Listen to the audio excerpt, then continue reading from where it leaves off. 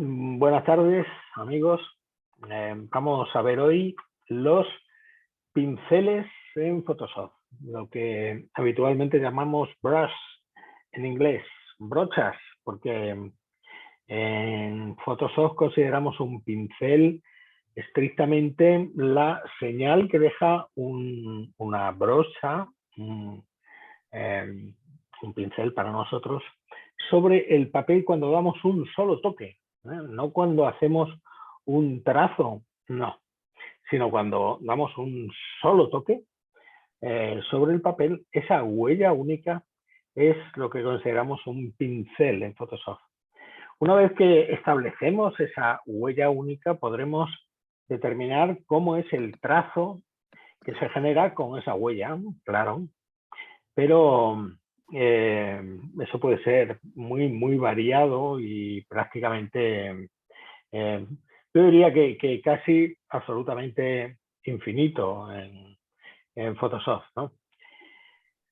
Lo es porque también lo es la cantidad de pinceles que encontramos habitualmente cuando entramos en el estudio de un pintor. Ahora que estamos en el mío, yo estoy en el mío, pues fijaos que es muy habitual que cuando entramos nos encontremos con centenares de pinceles en cestas, cada uno de los cuales funciona de manera muy diferente. Nosotros en el mundo analógico tenemos una auténtica necesidad de hacer un mantenimiento permanente de estos pinceles, de limpiarlos constantemente prácticamente a cada trazo o cada conjunto muy pequeño de trazos, ¿no? De comprobar que las cerdas están suficientemente elásticas y limpias y dispuestas para un trazo nuevo. Esto nos genera una cantidad de trabajo brutal, es algo salvaje. Y a los pintores nos harta habitualmente.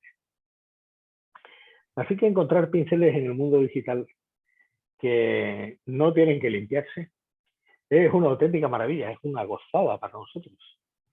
Y por eso todo el tiempo que dediquemos a la configuración inicial de nuestros pinceles va a ser poco, porque en realidad en el mundo de la ilustración, del retoque digital y de la pintura digital, los pinceles van a ser la prolongación de nuestras manos, van a ser las herramientas directas a través de las cuales nuestras ideas salen y se plasman en la superficie, ¿no? del papel, en este caso virtual también, del lienzo virtual.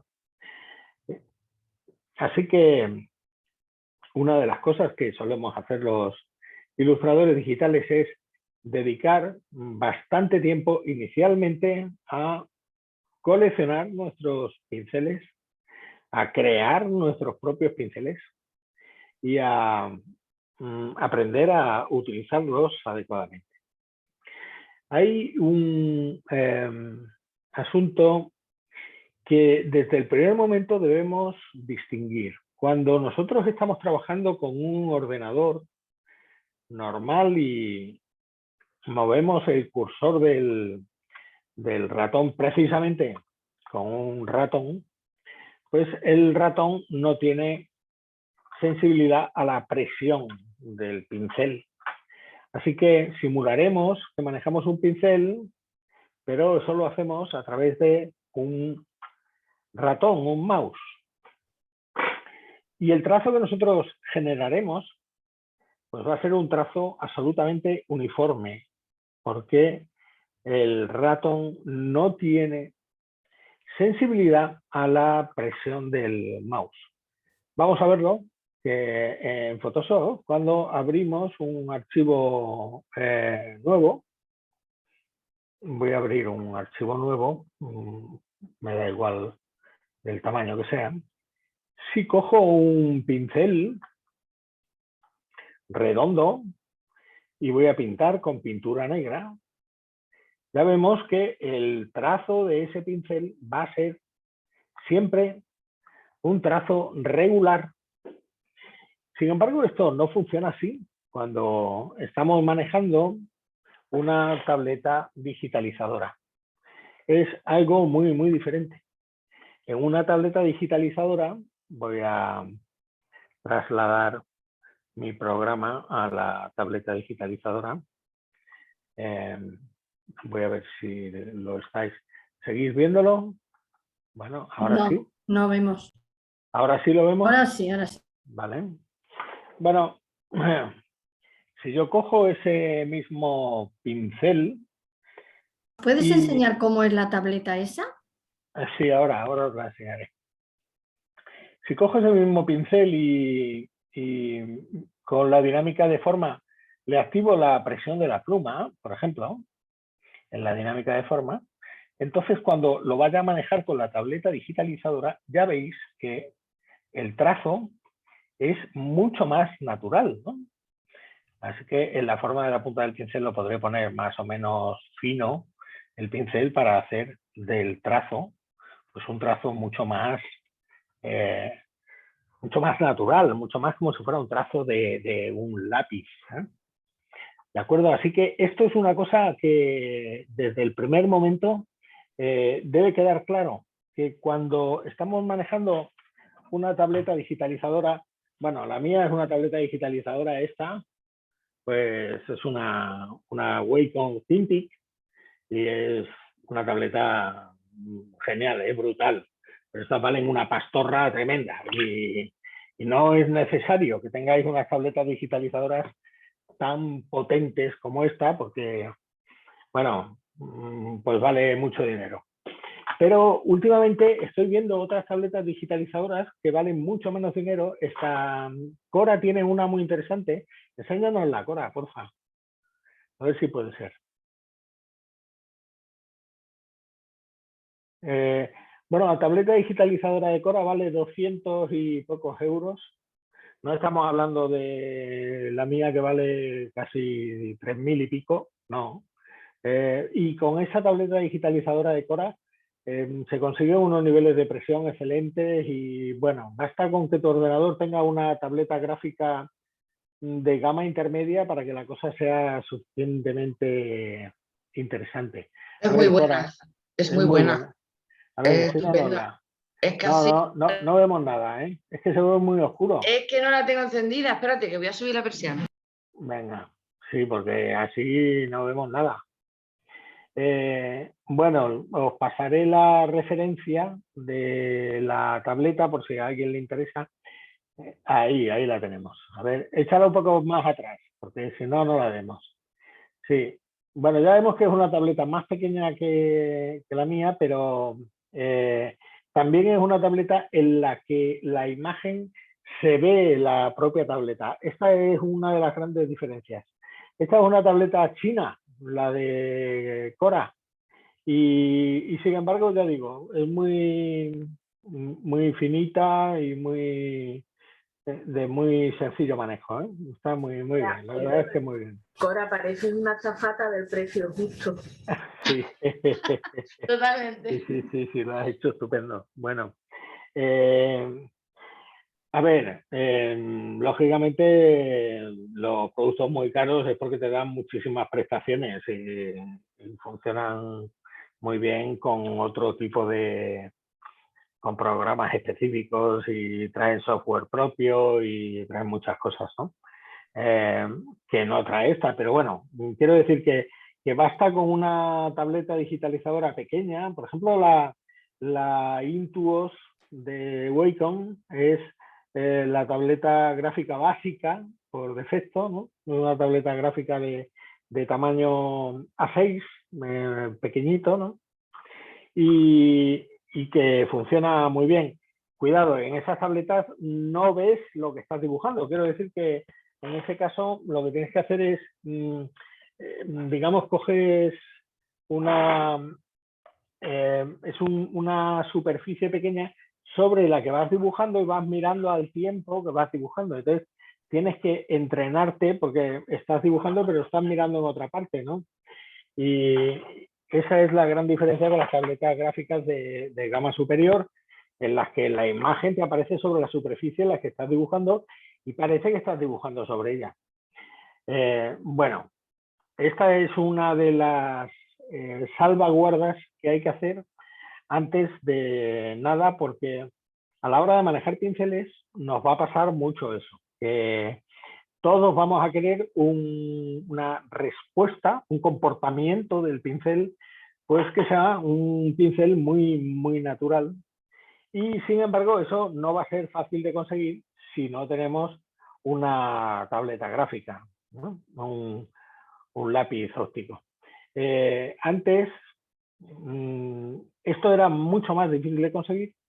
Últimamente no, y no solamente que no sea difícil de conseguir, sino que se están implementando cada vez más dispositivos precisamente para esto.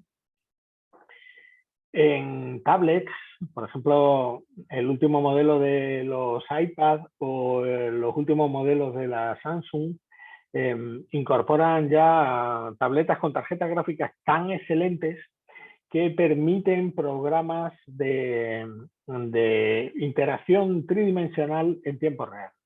Y esto con la propia tableta gráfica. Y esto es absolutamente increíble. La verdad es que se están consiguiendo unas cosas últimamente preciosas que el próximo día os enseñaré y que son muy, muy bonitas. Por eso digo que aunque profesionalmente los ilustradores sí tenemos estas tabletas gráficas tan potentes y tan grandotas y tal, para trabajos de ilustración fuertes, pero que para comenzar, en realidad lo que hace falta, bueno, pues a lo mejor con un iPad de 200 y pico euros o 300 o 400 euros, que tenga su propio lápiz óptico ya, pues te resulta más que de sobra, porque tienes una precisión estupenda para el dibujo y una presión natural pues también francamente estupenda, ¿no? Bueno, vamos a ver que en Photoshop vuelvo otra vez a este archivo que acabo de ensuciar. Voy a sacar la capa básica y voy a seleccionar todo. Ya veis que me voy al comando de selección todo. Y luego con la tecla control y retroceso al mismo tiempo, pues lo limpio, porque tengo de fondo el color blanco. Y esa es un atajo de teclado para llenar todo, toda la superficie del color de fondo. El control más tecla de retroceso. Es uno de los atajos de teclado que utilizamos muy habitualmente y que nos sirve, entre otras cosas, pues ya veis, de una manera muy rápida para borrar el contenido de nuestro dispositivo. Bueno, en esta ventana de capas tengo el archivo en blanco como tal, y ya veis que la herramienta pincel es una herramienta que está dentro de un grupo de 4 herramientas. Se accede a ella mediante la tecla B. Pulsando la tecla B inmediatamente accedemos al pincel, porque B es la inicial de brush en inglés, de brocha. Y bueno, pues ya veis, la primera de ellas es la herramienta pincel.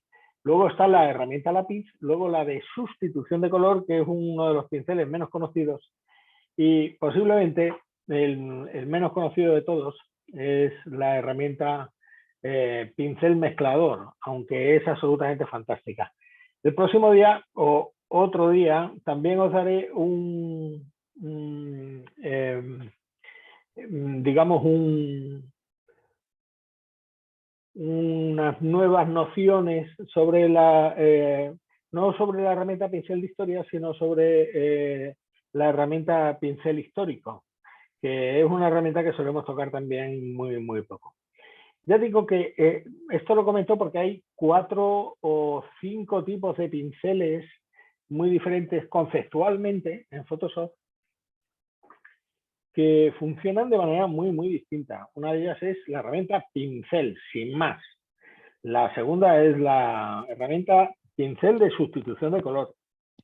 La tercera es la herramienta pincel mezclador y luego tenemos las dos herramientas de pincel de historia y pincel histórico o pincel de historia del arte, ¿no?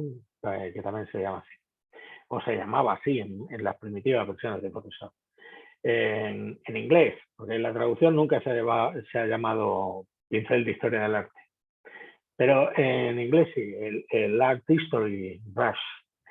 Bueno, la herramienta pincel, inicialmente, pues eso, funciona cogiendo la herramienta y pinchando y arrastrando sobre el lienzo de manera que vayamos haciendo un trazo. Lo que pasa es que, claro, antes de hacer eso, pues deberemos configurar la herramienta como realmente nos interese.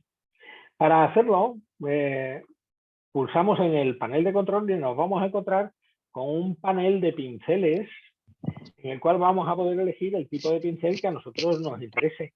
Este panel de pinceles funciona de una manera bastante especial. La primera es que desde la esquina inferior derecha de este panel vamos a poder ampliar el panel o reducirlo de tamaño como nosotros queramos. Y esto es bastante interesante. Luego nos va a pasar que vamos a encontrar en el panel de pinceles pues una serie de carpetas que nos van a organizar los pinceles por conjuntos y subconjuntos. A veces nos vamos a encontrar carpetas dentro de carpetas y vamos a poder tener todas nuestras colecciones de pinceles dentro de esas carpetas ordenadas como nosotros queramos. Cuando nosotros pulsamos con control sobre la flecha para abrir una de las carpetas o cerrarlas, se nos abren todas las carpetas y las subcarpetas. Por ejemplo, aquí tengo pinceles heredados y dentro pinceles predeterminados.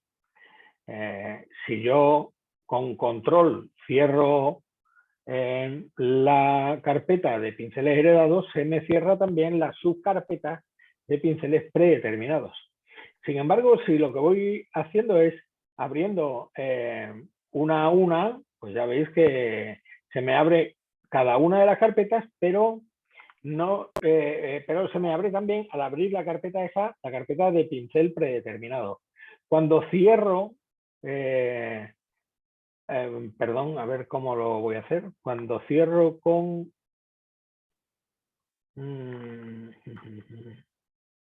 ¿cómo es?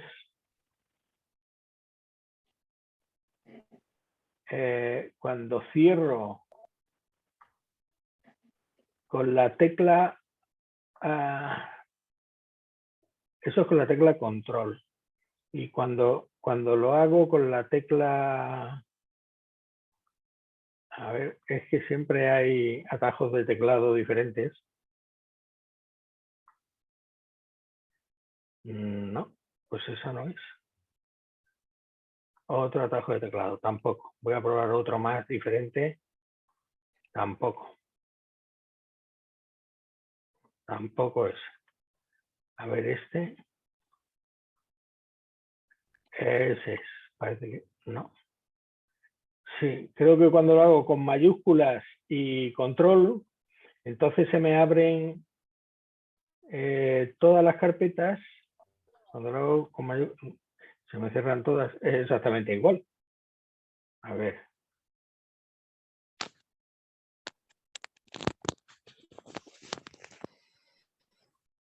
Bueno, no sé. De momento solamente hay otro atajo de teclado que no doy con él ahora mismo para abrir todas las carpetas, pero no los subconjuntos de carpetas.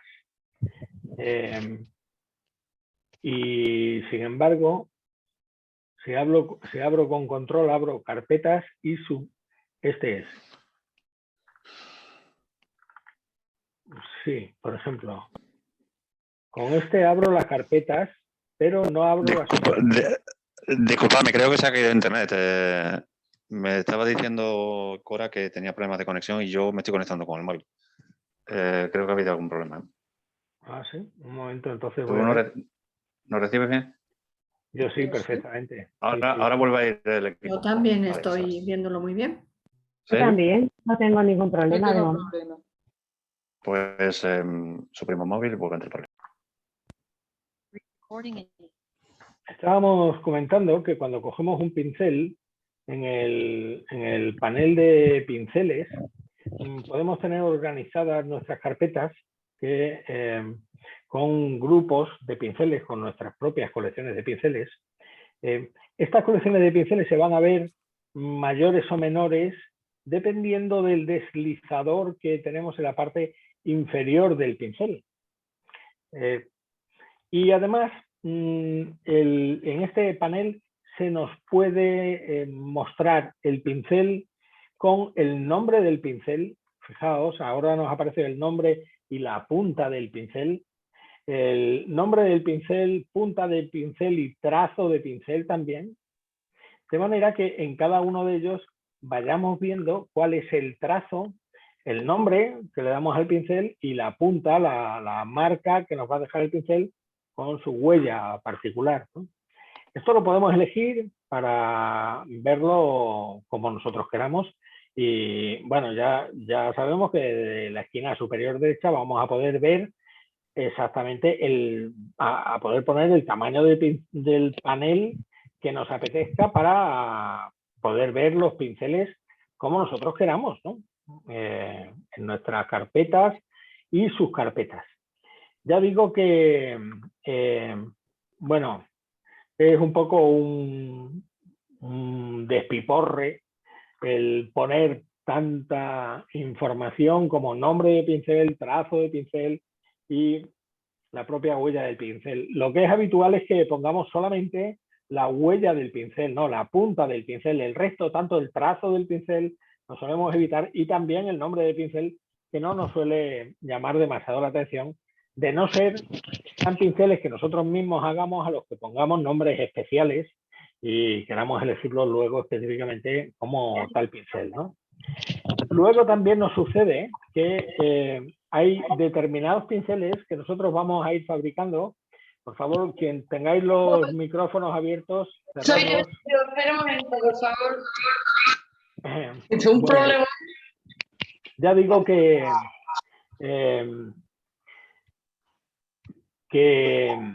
estas miniaturas de la punta del pincel, del icono del pincel, se van a poder poner mayores o menores dependiendo de que nosotros nos queramos acercar a ellas, más o menos, con el deslizador este. Un momento, por favor. Voy a dejar de compartir pantalla y a pausar. ¿Está bien? ¿Está entendido lo que vamos haciendo? ¿Sí? ¿No hay mayor problema? Vale. Bueno, esto ha sido la explicación en líneas generales de cómo funciona un pincel. Ahora vamos a hacer un pequeño descanso de 5 minutos y luego vamos a ver cómo hacemos nosotros mismos nuestro primer pincel con la huella que nos apetezca, ¿no? Y cómo nos va a funcionar nuestro pincel, lo cual es muy interesante, por ejemplo, pues para firmar nuestras fotografías y poner marcas de agua, pues está muy bien eso de tener un pincel, por ejemplo, con nuestro nombre o nuestra firma o algo así, y con dar un solo toque, pues oye, fenomenal, así podemos firmar nuestras fotos con un solo toque, por ejemplo, ¿no? Y luego vamos a hacer la práctica esta de animación, a ver cómo generamos un pincel de trazos que nos funciona a medida que nosotros vayamos trazando y cómo hacemos esa animación del avioncito, ¿vale? 5 minutos para ver un vasito de agua y volvemos aquí enseguida.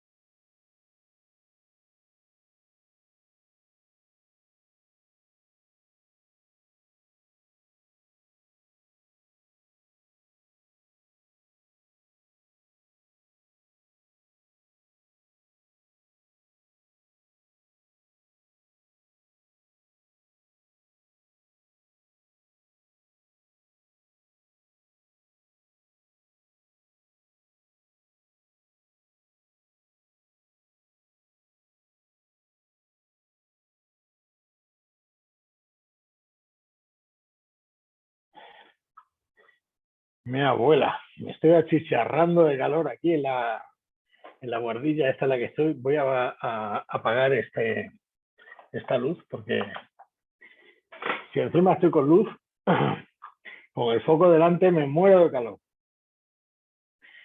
Vosotros no, se os ve en media penumbra, así que parecéis estar muy bien, ¿no? ¿Tú no tienes aire acondicionado ahí? Sí, lo estoy viendo. ¿Cómo? Que estoy viendo el aire acondicionado, ¿no? Que lo tienes ahí. Acabo de poner ahora mismo, porque antes lo tenía apagado y... Uf, Yo, mi acabo de casa es muy encenderlo. antigua, con muros muy gordos y aquí hace... No, aquí también hay muros muy gordos, pero ves, yo mismo. Pero hace mucho calor.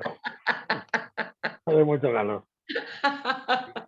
Amelia, ¿tú estás por ahí o qué? ¿Quién hablaba antes? No, no era Amelia, ¿no? ¿Quién ha dicho lo del split del aire acondicionado? ¿Tú, Era Cora? Amelia. No, Era Amelia. Amelia, ¿no?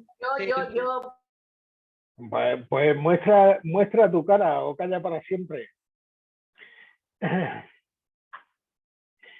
Bueno, vamos a ver, voy a ver cómo preparo esto.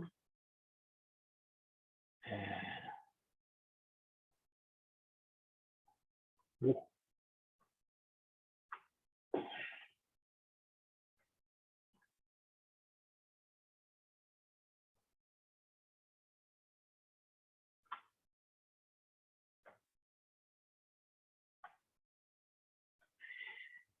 Bueno.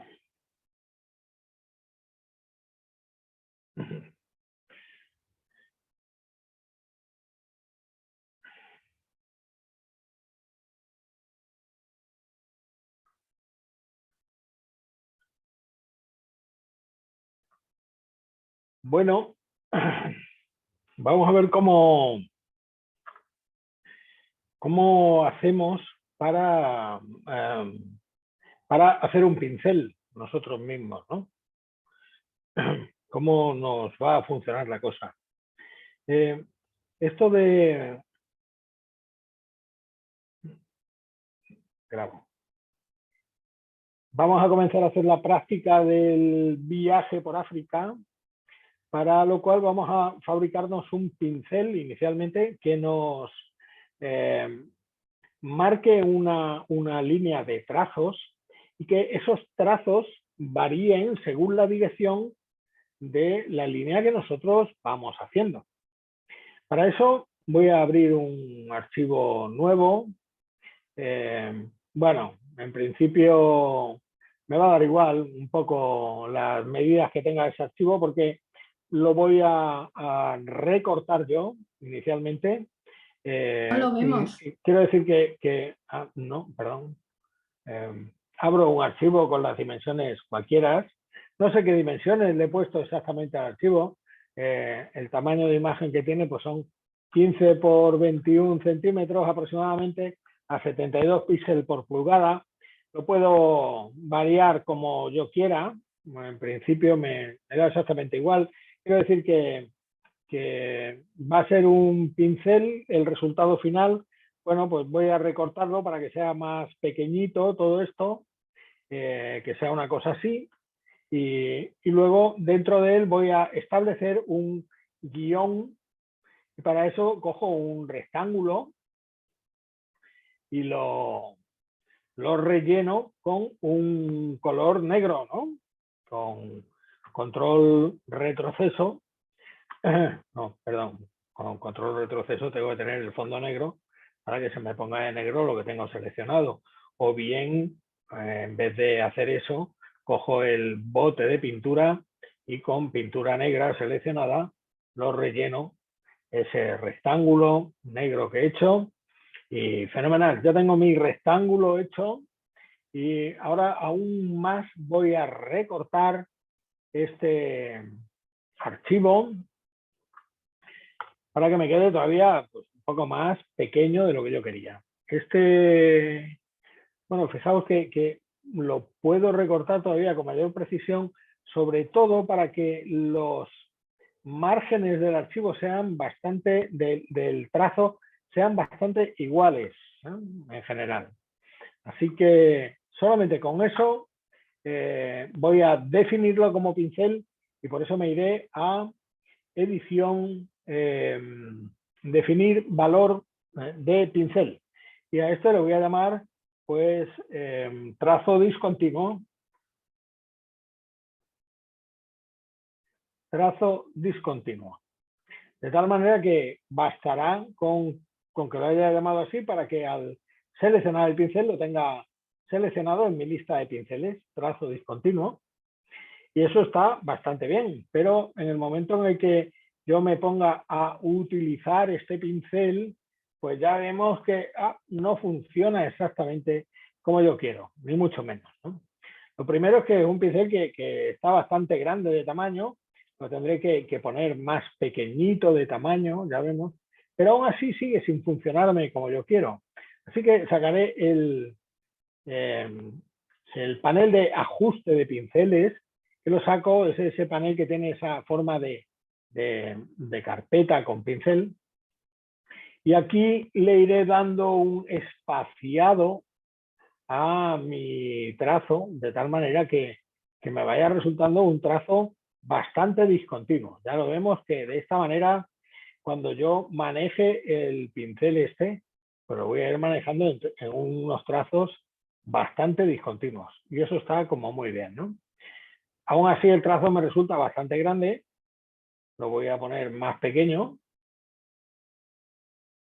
Y efectivamente, bueno, está discontinuo. Pero, aunque esté discontinuo el trazo, el pincel no sigue, el trazo no sigue el sentido de la línea, sino que se mantiene siempre horizontal. De manera que cuando yo haga un trazo oblicuo, me va a quedar como una escalera. Y mal, me va a funcionar bastante mal, ¿no? No es eso lo que quiero. Lo que quiero es que el trazo ese me funcione según la línea que yo voy haciendo. Y para eso, pues, me tendré que venir a dinámica de forma y le diré que la variación del ángulo, perdonadme, por favor, qué pesados se ponen los amantes. La variación del ángulo se haga según la dirección de la dirección que tome el trazo. De esta manera ya vemos cómo en el propio trazo del pincel, pues la línea va a seguir la dirección que yo haga, ¿no? Fijaos que ahora cuando voy haciendo la línea, el trazo va tomando la dirección de la línea, ¿no?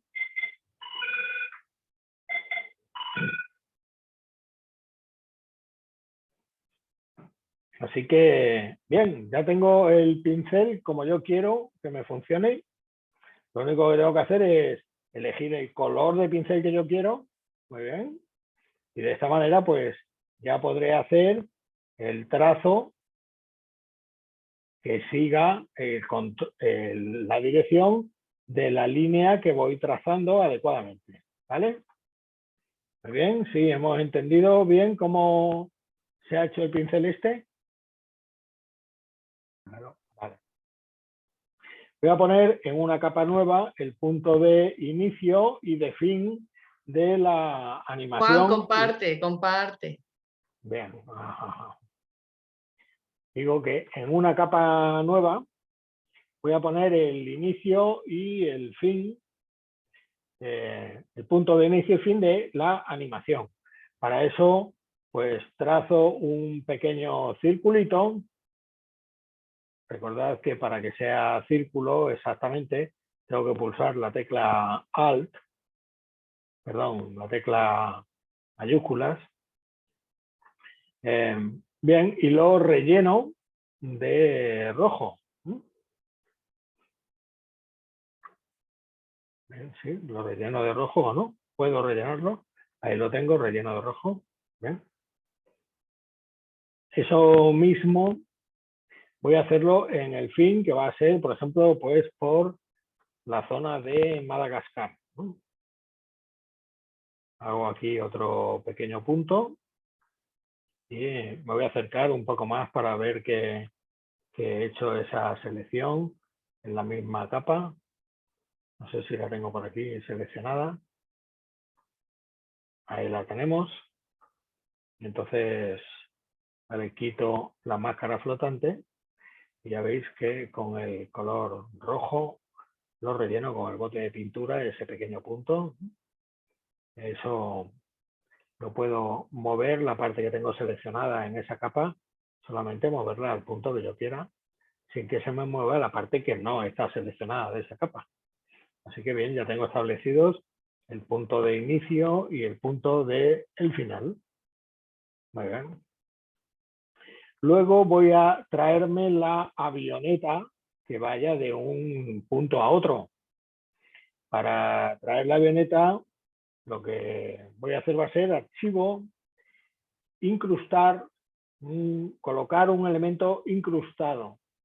Colocar un archivo no es abrir un archivo, es colocar el archivo en una capa nueva de un archivo que ya está abierto.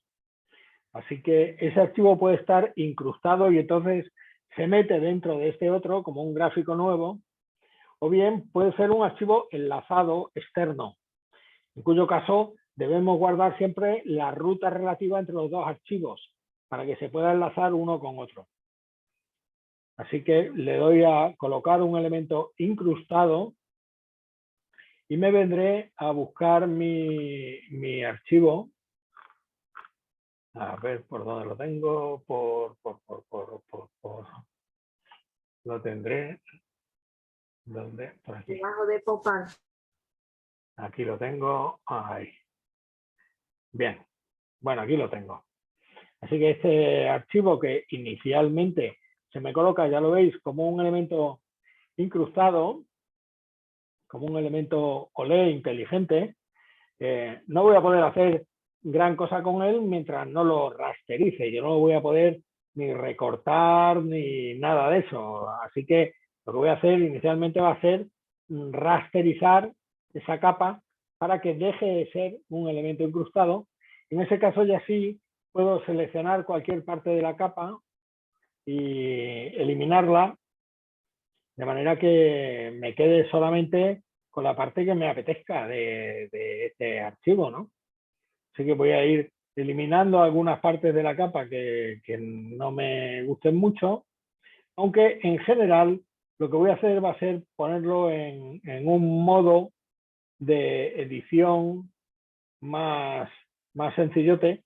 Lo podría poner toda la capa en modo multiplicar para que se me quitara el blanco.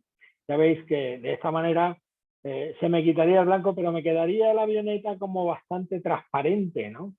Así que para que no me suceda eso, lo que voy a hacer va a ser seleccionar lo blanco con la varita mágica, solamente lo blanco, y eliminarlo. Y entonces me queda la avioneta ya sin que se vea transparente. Eso sí, ahí la tenemos. Ahí tenemos la avioneta que la voy a colocar según el tamaño que quiero y como quiero que salga inicialmente, ¿no? ¿Y cómo has puesto esa figura Fíjate así de lado? que para transformar la figura o hacerla más pequeña o más grande, lo que voy haciendo es con control T, es decir, edición, transformación libre, que es control T. Solamente con eso pues me salen estos iconos, esos elementos de ajuste de la figura, mediante los cuales yo la puedo ir rotando. Si pulso la tecla mayúscula podré rotarla cada 15 grados, que se vaya ajustando cada 15 grados, y la podré poner pues más pequeña o más grande, como me vaya apeteciendo, ¿no? La figura, ¿va? ¿De acuerdo? Bien. Esta es una de las posibilidades que tengo de hacerlo. Hacer la figura esa más pequeña o más grande. Bueno, esa es una posibilidad. Ahora, lo que solemos hacer con esta figura, lo que suelo hacer es hacer otra figura que sea exactamente igual, que me sirva como sombra para que se me separe de esta propia figura. Esto se puede hacer de dos maneras. Puedo generar una sombra y separarla de la capa, o bien puedo duplicar esta capa y oscurecerla hasta que se me tiña de negro, ¿no? Y vamos a hacerla con la segunda manera. Duplico la capa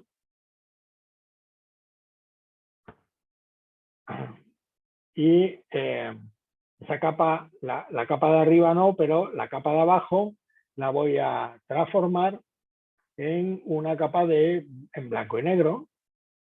Ya lo vemos, que se me transforma en blanco y negro, bastante oscurita, todo el amarillo y lo otro, que sea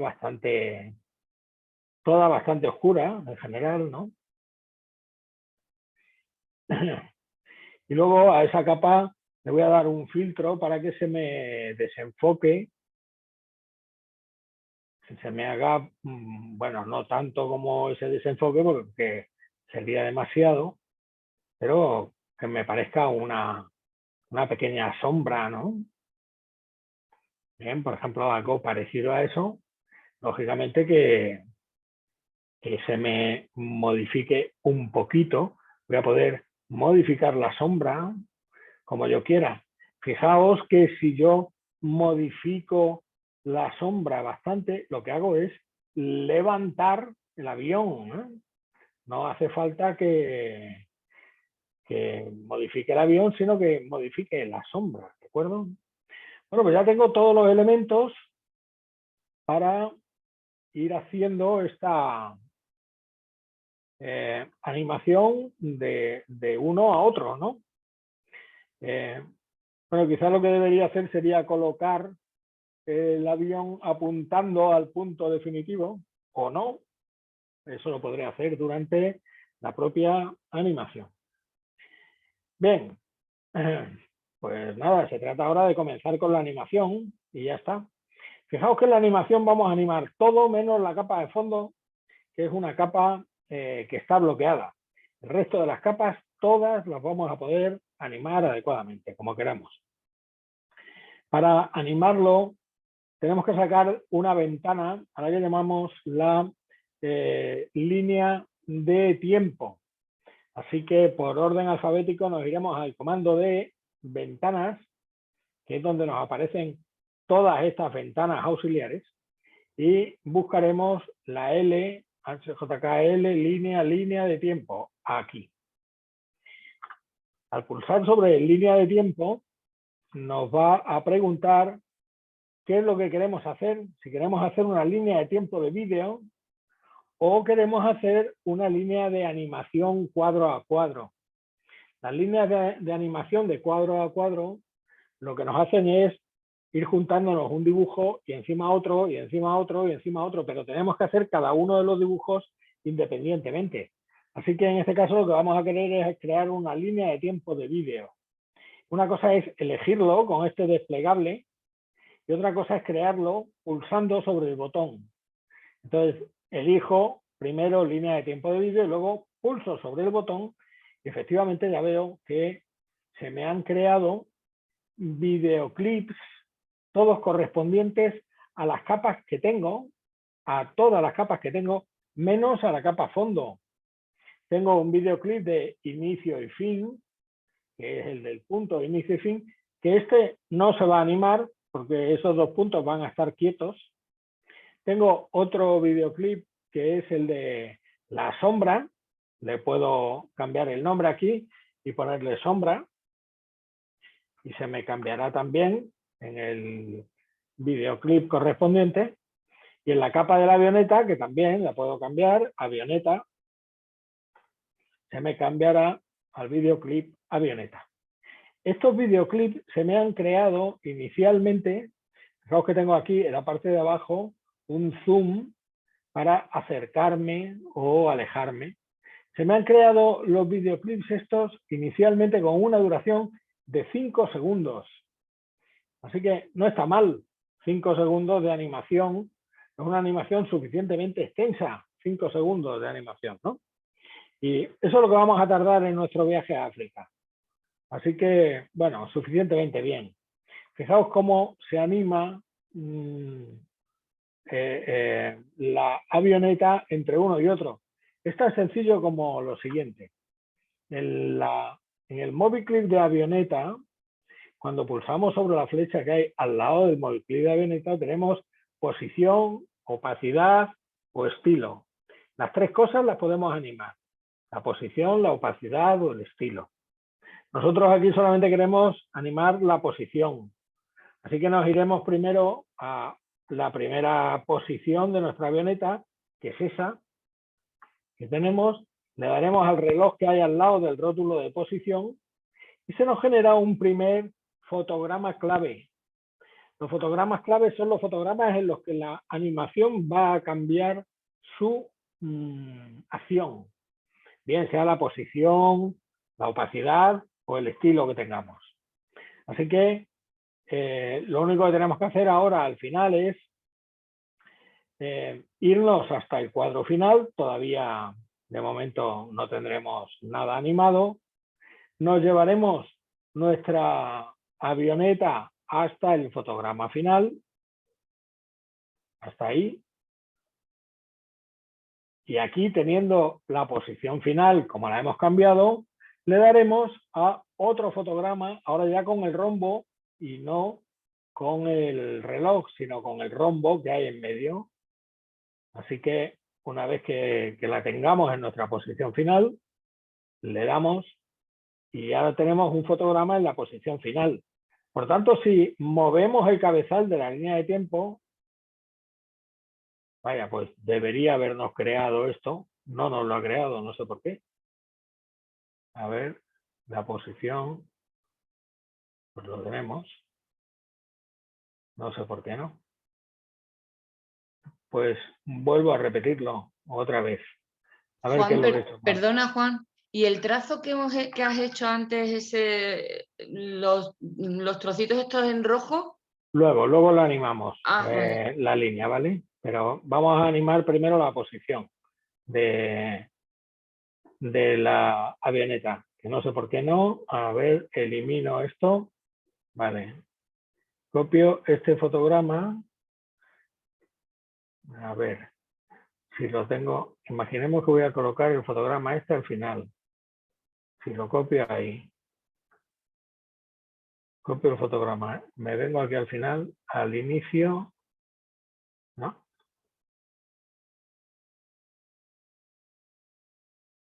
A ver, ¿por qué no muevo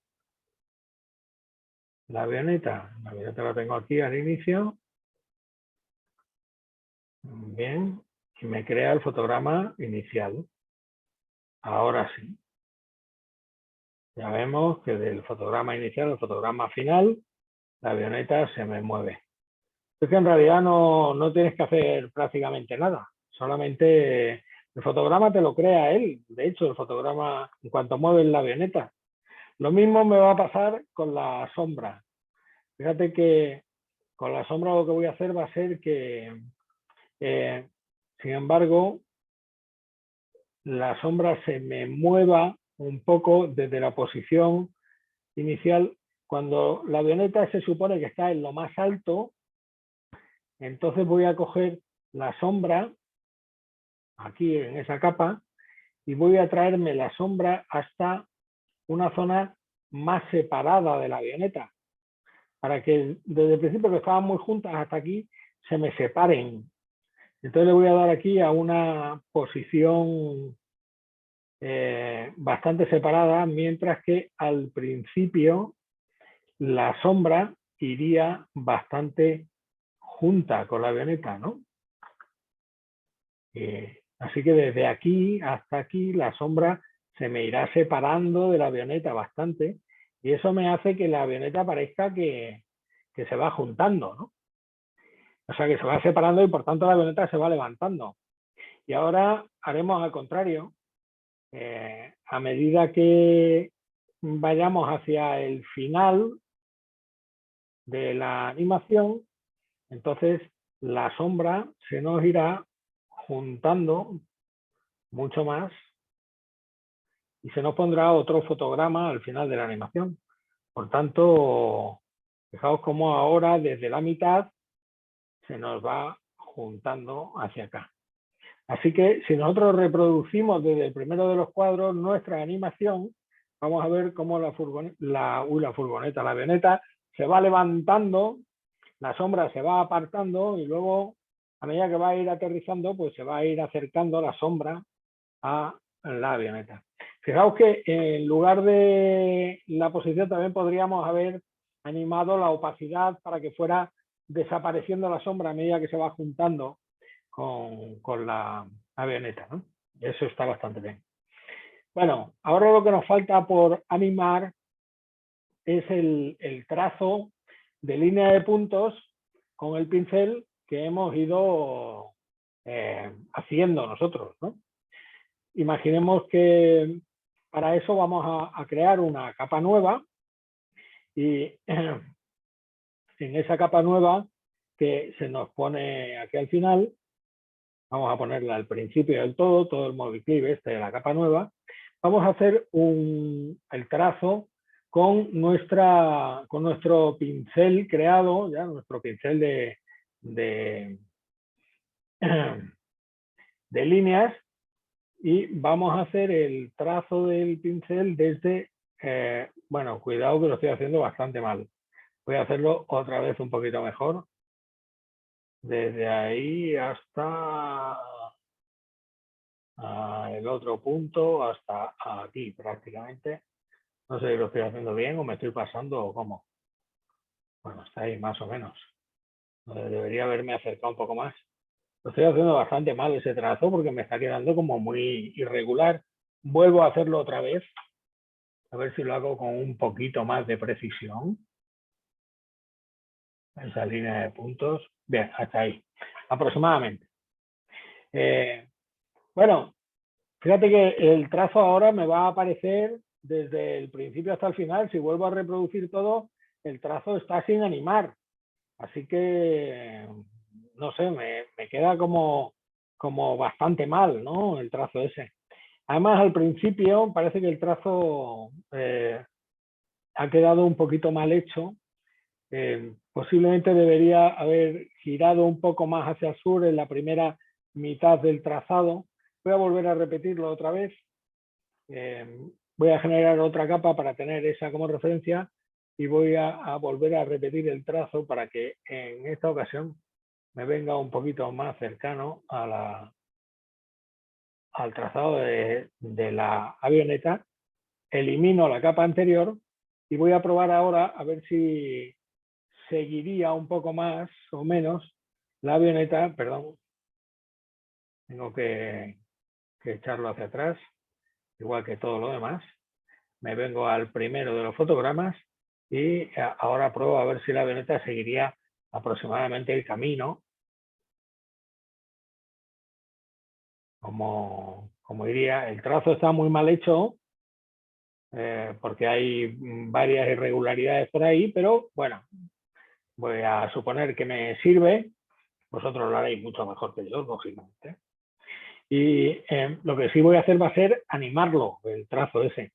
Para animarlo, no voy a animar el trazo en sí, sino que voy a generar una máscara de capa en ese trazo y a la máscara, si pulso 2 veces sobre la máscara, se me abre la ventana de propiedades.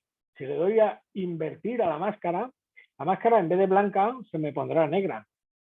Así que me desaparecerá absolutamente todo lo que hay en esa máscara, ¿no? Bueno, en la máscara de capa, teniéndola seleccionada, yo, fíjate que si la invierto, me aparece toda la línea, me aparece blanca.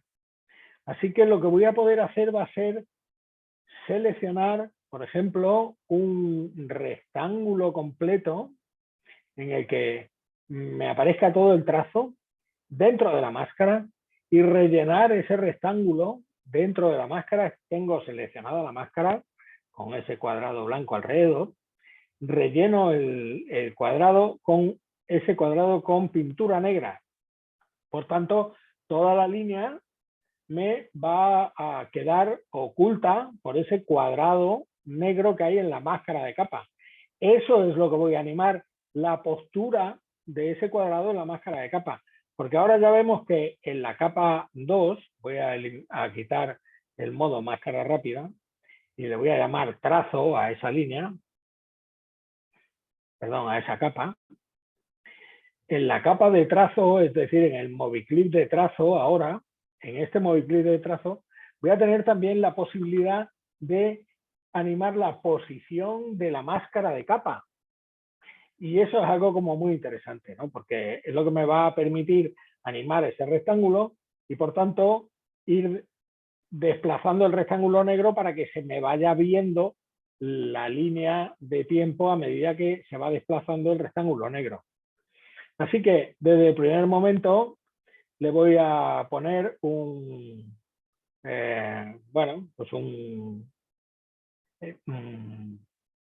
voy a ponerme al final del todo, al final de la línea de tiempo, y al final de la línea de tiempo voy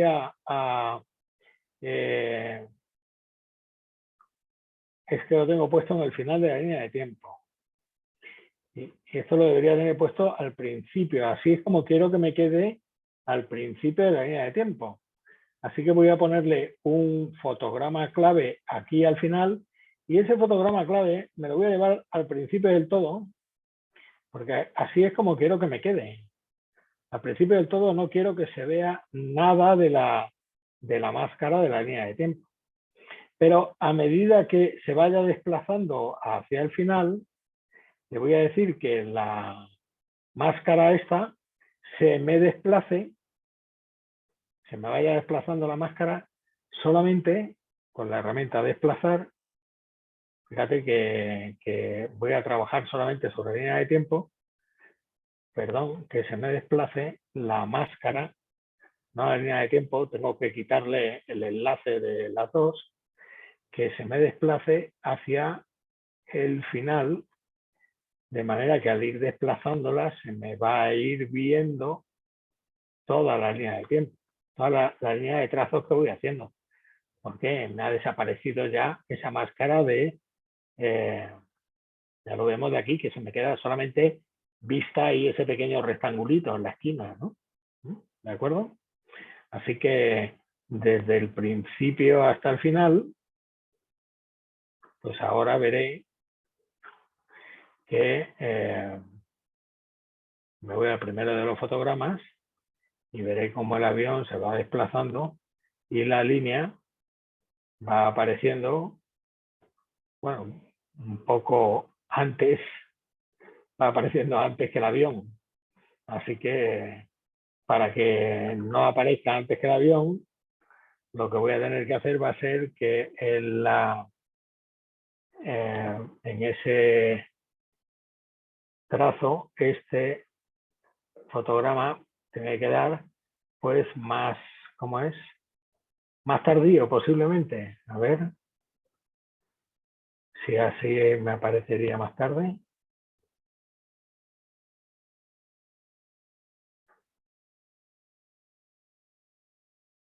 Efectivamente me aparece un poco más tarde, pero aún así, bien, más o menos, aún lo puedo poner un poco más tardío si quiero. Y ya vemos que tengo pues toda la animación hecha.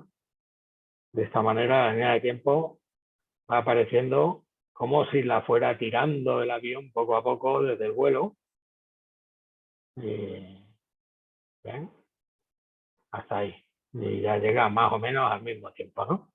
De tal manera que tengo la animación hecha perfectamente con su sombra, con el trazo que me sigue la línea de puntos, absolutamente con todo.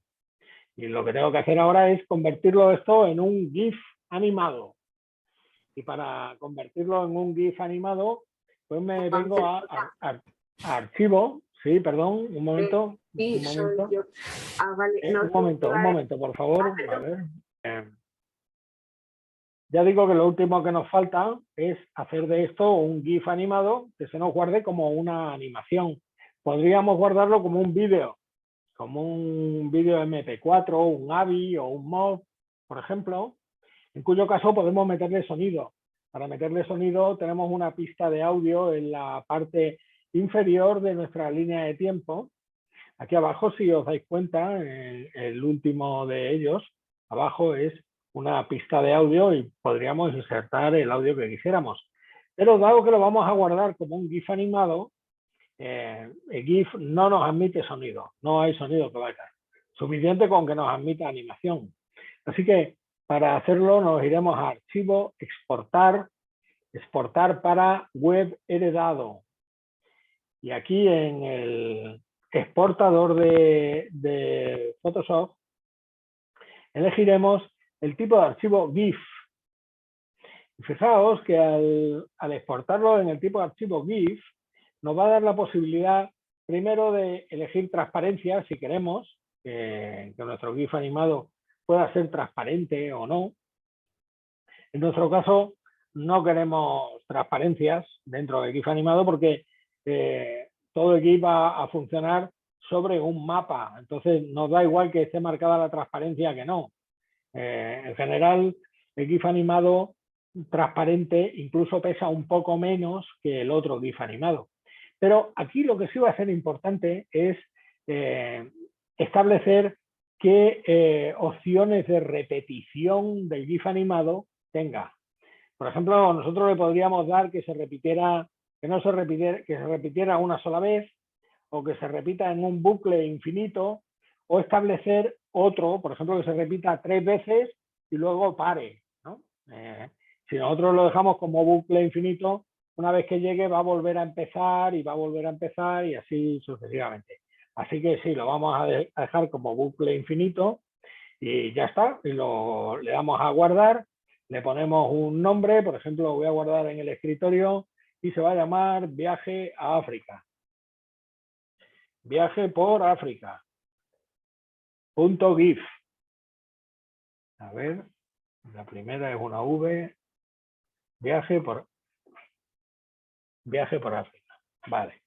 Lo guardo en el escritorio y, bueno, pues lo que tarde en interpretarlo, tardará en interpretarlo dependiendo del tamaño del archivo, que en este caso, bueno, es un archivo suficientemente grande, porque tiene el mapa y tiene que ir haciendo cada uno de los dibujos correspondientes a eso.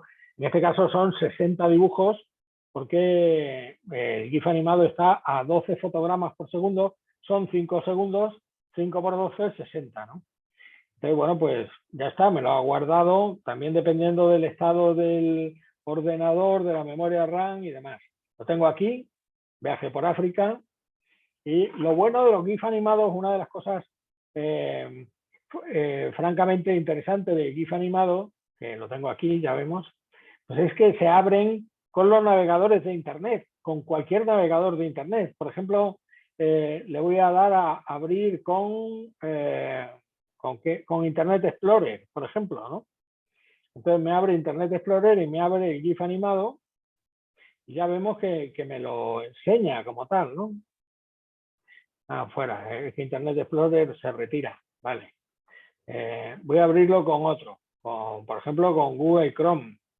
Elegir otra aplicación, pues voy a abrirlo con más aplicaciones. A ver, ¿con qué aplicación? Bueno, pues no lo voy a abrir así entonces. Lo voy a abrir abriendo primero Google Chrome y una vez que,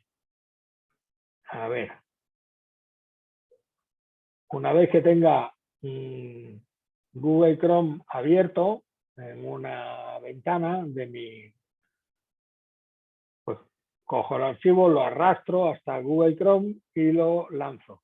Y ya veis cómo me abre el archivo y me lo reproduce. Y me lo reproduce como un GIF animado. Y esto es una cosa absolutamente fantástica y maravillosa que a nosotros nos va a dar posibilidades infinitas en nuestras imágenes. Ya lo veremos cuando en el curso de animación, perdón, el curso de Photoshop avanzado, estudiemos el stop motion, que es una de las artes más bonitas de animación dentro de la fotografía últimamente, ¿no?